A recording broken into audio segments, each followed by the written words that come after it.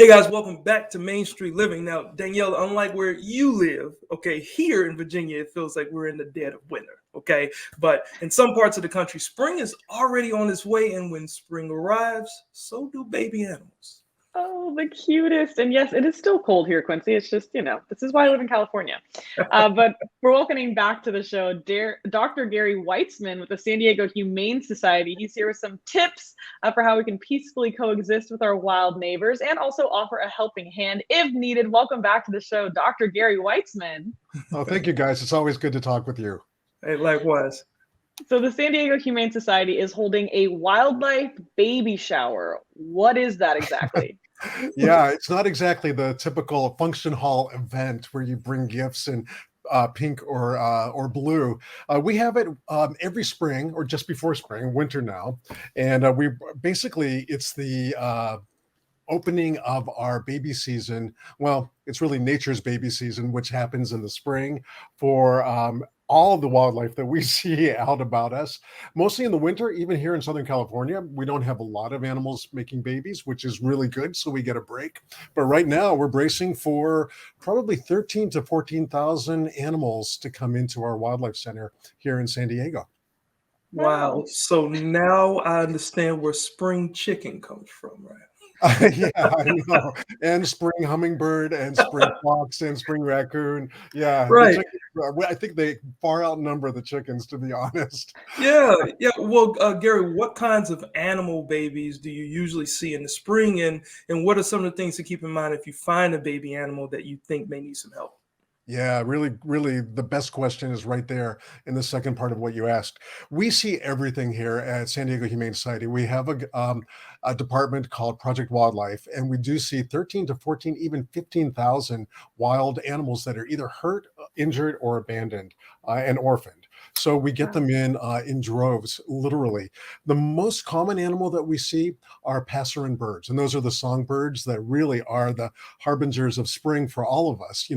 That's part of what makes the world so fantastic. But these guys are plentiful and they actually do really well when we don't intervene. So the biggest message that we want to get across is if you see a bird on the ground and that bird doesn't have any visible signs of injury, no broken wing, no broken bones that you can see, is moving around, maybe not flying yet, when we get into that spring, that's a fledgling. So we just advise people just watch that bird. Don't grab that bird and put it in a box with a towel and rush to your veterinarian or your neighborhood wildlife rehabber. That bird is learning how to fly. And that's the thing that we all struggle with. We get so many of those. I bet we get probably a quarter of the animals we get of those 13, 14,000. If they had been left alone, they would have done absolutely fine. Wow. Well, that's very relatable for us all, I think, when we're trying to do something new. It looks like we're, dying. So just let them learn. Yeah, and it's so hard. I mean, Danielle, isn't it? It's so hard when you see a wild animal outside and you don't see it in its normal, activities, like a bird flying or running away or any of that stuff. You panic. It's a day ruiner to me because I know that bird might be injured. Now, once I know that bird's not injured, I'm just going to watch it. So that's what we want people to do. Watch that bird, keep it away from predators and crows and cats and everything else, and just watch that bird for a while. But that bird's going to be safe and it'll actually fly away. And the parents are probably in that tree nearby watching and taking care of their fledgling before he or she learns how to fly. So most birds don't fly from the nest. And thank God they're not hang gliders. They don't just go to the cliff and take off. They learn to fly from the ground. Almost all birds do that. Oh, wow. I didn't know that, actually. That's really interesting. Well, so beyond the birds, though, what about small mammals or baby mammals? Or how should we help those? Yeah, that's kind of sad too. But there's a really good. Okay, I got a great story about that one. The hard part with baby mammals. Let's just talk about bunnies, cottontails. We see tons of those all over the United States. Mostly rabbits, not all hares, but almost all rabbits will actually have a nest that the mother leaves during the day. She is gone, but she's watching from a bush or from cover somewhere. So those babies are in that nest and they're in the lawn. They're in our backyards. They're in fields.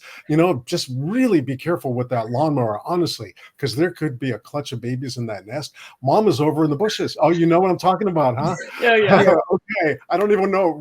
I hope blood wasn't involved. It was a couple of years ago, and I wasn't paying attention. Luckily, they were deeper inside the hole, Yeah. but I happened to notice it, and I'm like, wow, because you know how the blades could suck Oh something yeah, up. So, yeah, you yeah. which actually brings me to this question. Will any local humane society take in these wild babies, or how can viewers find where to take the animals that are in need of care? Yeah.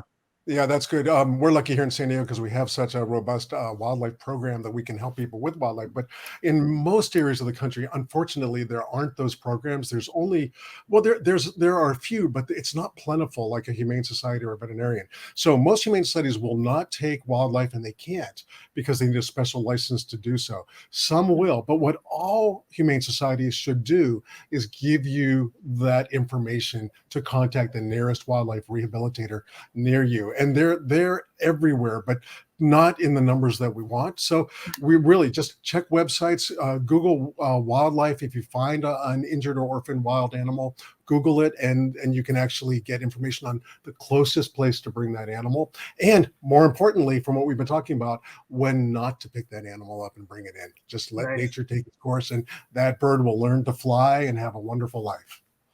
Yeah. Well, we don't want to be rude guests here, so how can our viewers help out with the wildlife baby shower? Oh, honestly, I'm supposed to really plug my organization, San Diego Humane.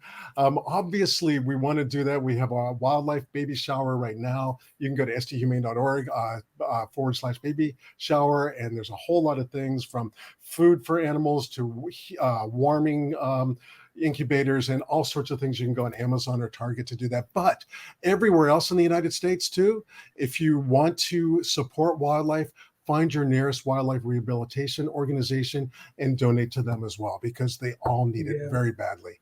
And we Well, prize thank these you so animals, and we much. really want to keep it going.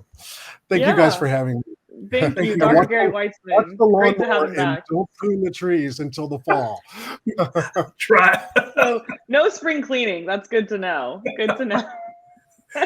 Well, let's stick with the good feelings here and move on to our next story. Coming up next, we're going to meet a very inspiring Las Vegas attorney. You don't want to miss this.